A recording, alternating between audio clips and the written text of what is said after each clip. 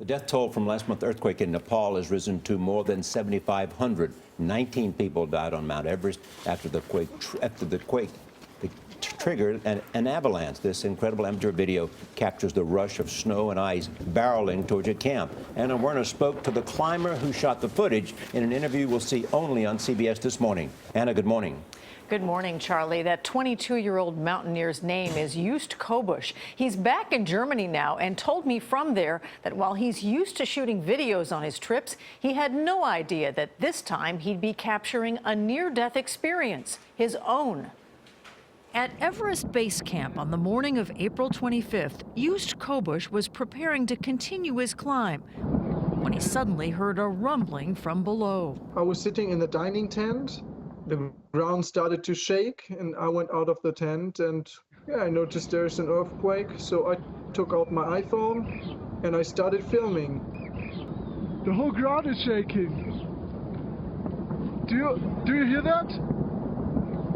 I noticed that the people I filmed, they started running. For sure, I was asking myself, why are they running? I turned around and I saw what's happening and I was running myself. Describe what you saw coming toward you.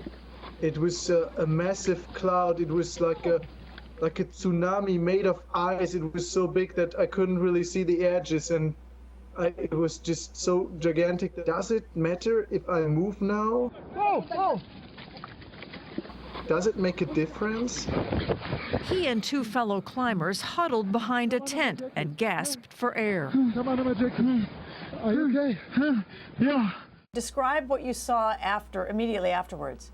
Once we were over this feeling that we would die now, we looked around and it was like a different world. Everything changed.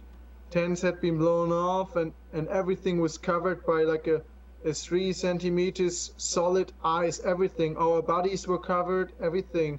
It was just a complete change. It was a different base camp. He helped the injured climbers until the camp was evacuated. In Kathmandu, Kobusch says he witnessed the true scope of the devastation. We realized how big it really was and how small our part of it was, that we were just a few people in the mountains. I just felt quite unimportant at that moment. I felt there are people who need the help more. Do you feel like you've changed as a result of that experience? You know, when you're very close to death, you appreciate your life much more. Well, Kobusch is back home now and says he's not afraid of climbing after this brush with death. He's already making plans for his next climbing trip soon. Gail? Now that surprises me. It really does, to go, as he said, that close to death. What amazes me is back-to-back, we've had two stories in which somebody took out a camera to record what was going on. Yeah, the last thing I'd be thinking about, let me shoot this. Thank you, Anna. Amazing story.